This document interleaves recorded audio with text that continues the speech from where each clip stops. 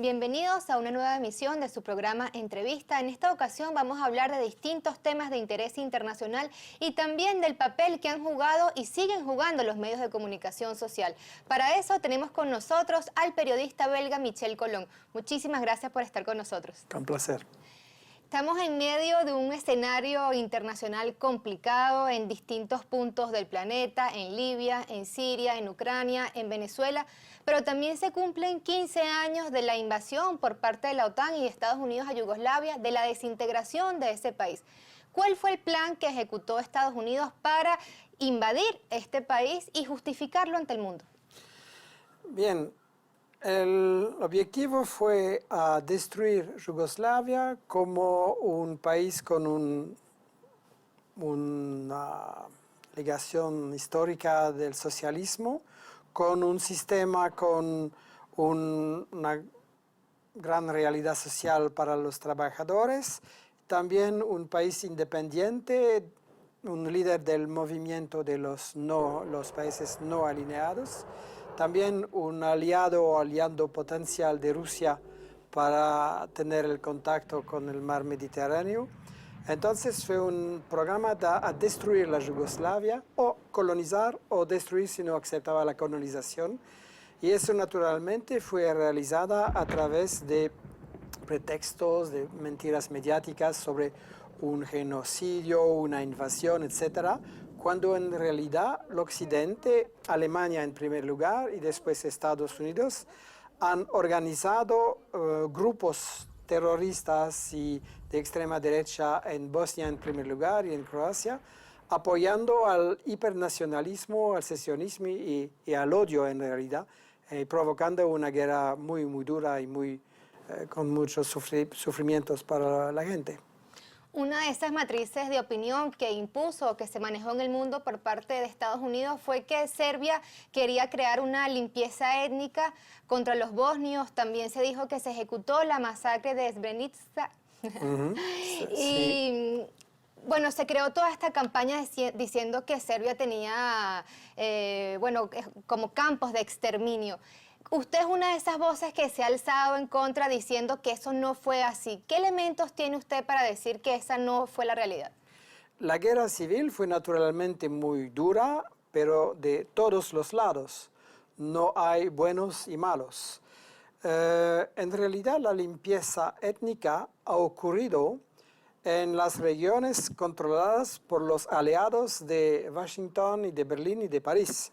Es decir, en Croacia, en la Krajina, en Bosnia, y la única república de la ex Yugoslavia donde no había una limpieza étnica fue Serbia. Ahora viven en Serbia mucha gente que no son serbios. Esos son los hechos. Y en relación al drama de Srebrenica, fue también una gran manipulación natural. En primer lugar, se dicen que los serbios han exterminado un genocidio, se dice 8.000 víctimas en Srebrenica. En primer lugar, los hechos no han empezado con ese punto en 95, pero más anteriormente, cuando milicias nacionalistas y terroristas no son musulmanes, pero se pretenden musulmán, del poder y de los aliados del occidente, dirigidos por un terrorista que se llama Nasser Oric, han exterminado todos los serbios, los campesinos en la región de Srebrenica. Eso es un hecho y los medios nunca hablan de eso. Y naturalmente, cuando la situación militar fue que el ejército serbio ha recuperado el control de Srebrenica, naturalmente fue un combate muy importante con muchas víctimas y los musulmanes han perdido. Pero eso fue una batalla. Y yo pienso, según los expertos, que el nombre de las víctimas no es tan grande, que no se trata únicamente no es un genocidio, si los serbios han organizado que todas las mujeres, los niños y los no combatientes se pueden escapar tranquilamente, no es un genocidio, ¿no? pero naturalmente ha ocurrido también un crimen con prisioneros que fueron ejecutados, y eso lo ocurrió, pero en una proporción muy, muy más reducida que la oficial. Yo pienso que lo que necesita es una investigación imparcial e internacional sobre los hechos de todos los campos, porque yo pienso que la verdad es necesaria para que la gente pueda vivir conjuntos también en el futuro, o la nueva generación. Realmente una investigación imparcial me parece muy importante, pero los medios es una copia de la versión del Occidente y de los extremistas. Usted sostiene que a punta de mentiras o medias verdades se justificó la invasión y la desintegración de Yugoslavia. ¿En qué otros países Estados Unidos estaría aplicando este mismo plan de Yugoslavia? Casi prácticamente todos países que resisten. Todos países que quieren ser independientes, quizás con gobiernos muy progresistas como en Bolivia, Venezuela, Ecuador, o otros gobiernos que no tienen una política tan progresista y social, pero que quieren mantener su independencia. Los métodos utilizados contra Yugoslavia se exportan cada día en muchos países. Y en realidad, Yugoslavia no fue vencida por las bombas de la OTAN. No fue así. Fue en realidad destruida por una operación, covert operation, de los servicios de la CIA, que han construido un movimiento que se llamaba Otpor. Otpor fue una creación de la CIA con toda una tradición de marketing muy inteligente, porque Otpor es un movimiento de derecha, neoliberal, para abrir las puertas a las multinacionales, pero el símbolo de movilización fue un puño, es decir, un símbolo progresista.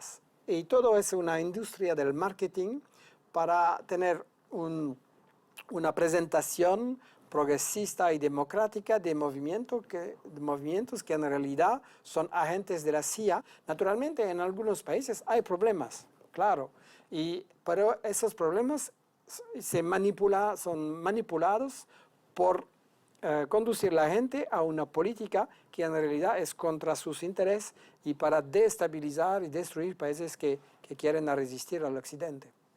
El movimiento Otpor, el que usted menciona, efectivamente tuvo tanto liderazgo que se convirtió en una referencia en las conocidas, ellos las llaman revoluciones de colores, cuando en realidad son revueltas de colores, porque no han tenido ninguna reivindicación. ¿Cuáles son las características de estas revueltas de colores, de este manual de golpe suave? ¿Hacia dónde se dirige ese libreto? ¿Cómo identificarlas? En realidad esos movimientos no tienen realmente un programa político, porque es normal que un país hay la derecha, la izquierda, que hay diversas soluciones a los problemas políticos y sociales, y naturalmente es normal que hay movimientos que proponen soluciones, pero no es así. Son movimientos únicamente para utilizar y aumentar la frustración de la gente, para movilizar por para la eliminación del gobierno y reemplazar con líderes que en realidad son líderes preparados, comprados por el Occidente. Y un hombre muy importante en ese sentido es George Soros, que organiza con su Open Society el compra de los nuevos líderes. Y se ve en Ucrania, se ve en diversos países, es una privatización de la CIA para reemplazar los líderes que no convienen al Occidente con empleados del Occidente. Uno de los creadores o el creador de este manual de golpes suaves fue Gene Sharp, que se presenta como un hombre altruista, ¿no?, por algunas personas, y quien perfeccionó este plan fue Bob Helby, un hombre vinculado al ejército de Estados Unidos que combatió en Vietnam y también, bueno, vinculado al ala más extremista del Partido Republicano estadounidense. Y Bob Helby y también Gene Sharp dicen que la naturaleza de la guerra cambió. ¿Por qué cree que cambió esta estrategia de guerra de Estados Unidos? ¿Se podría hablar de la doctrina Obama?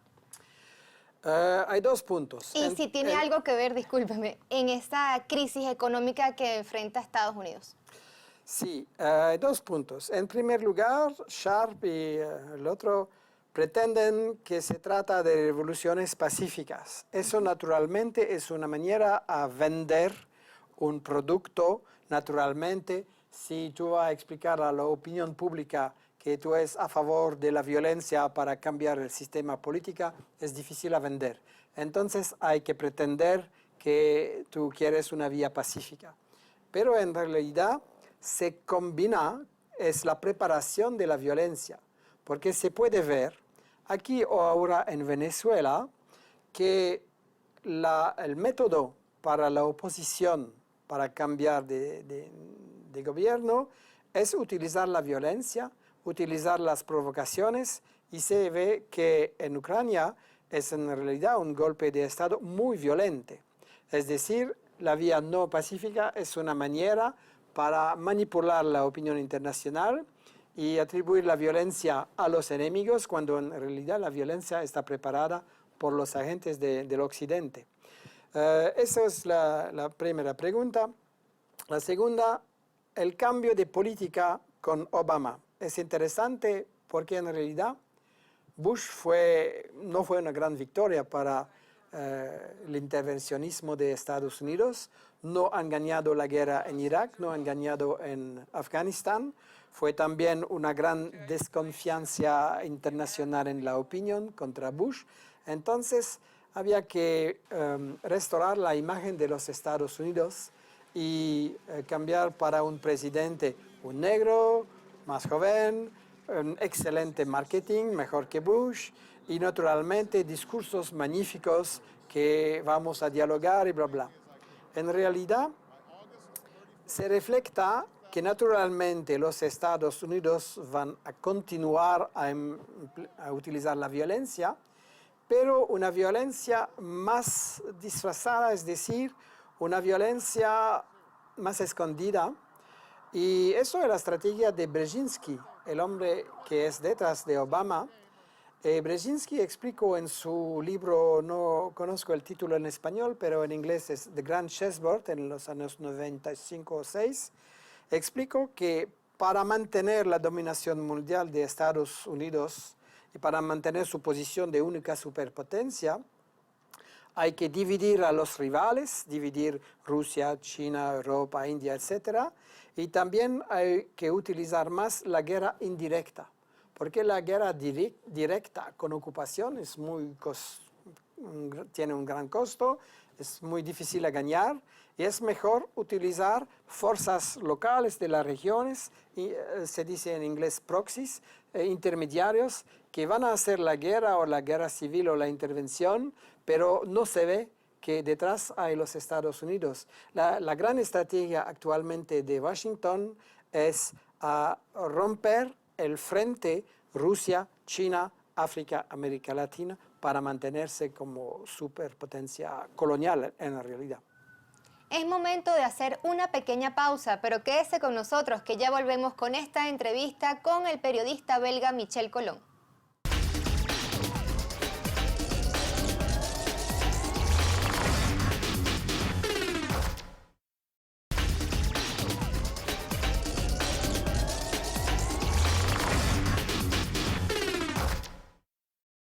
Seguimos con más de esta entrevista con el periodista belga Michel Colón.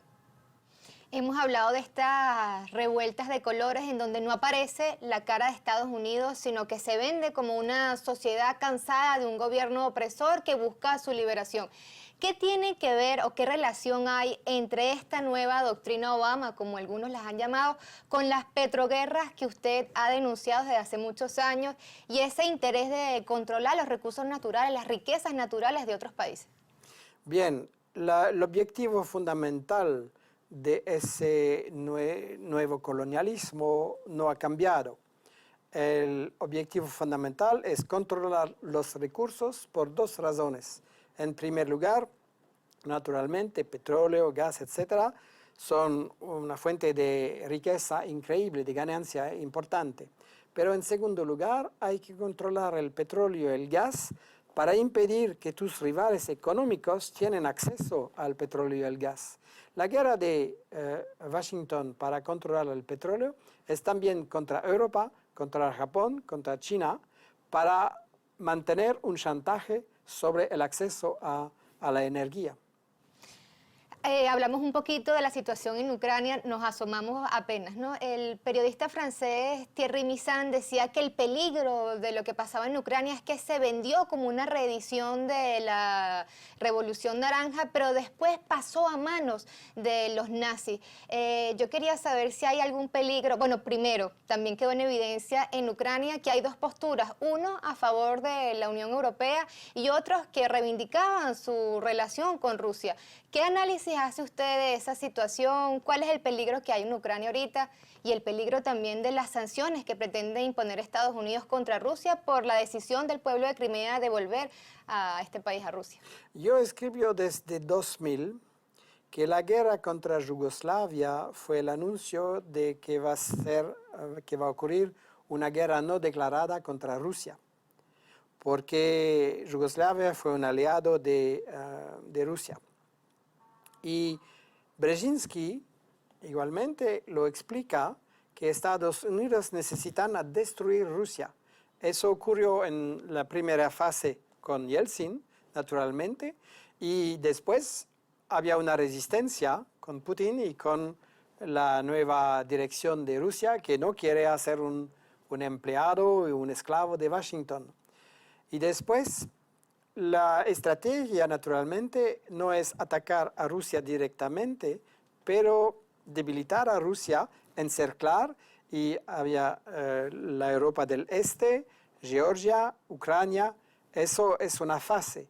Y Ucrania, naturalmente, es muy importante como partenario industrial en agricultura, porque se trata de oleoductos, gasoductos, etc.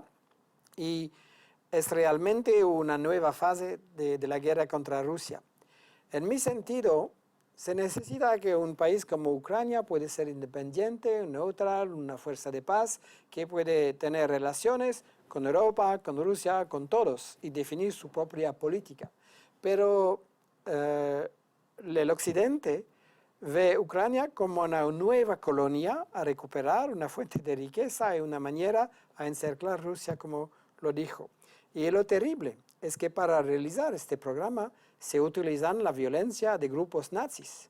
Es terrible que Washington y París y Berlín están atacando a los palestinos y a los musulmanes y a personas como yo en Bélgica y en Francia, porque cuando nosotros criticamos a Israel y a su política colonialista y de apartheid y a su política racista, entonces recibimos la etiqueta antisemita, racista, antijudíos, bla, bla, bla.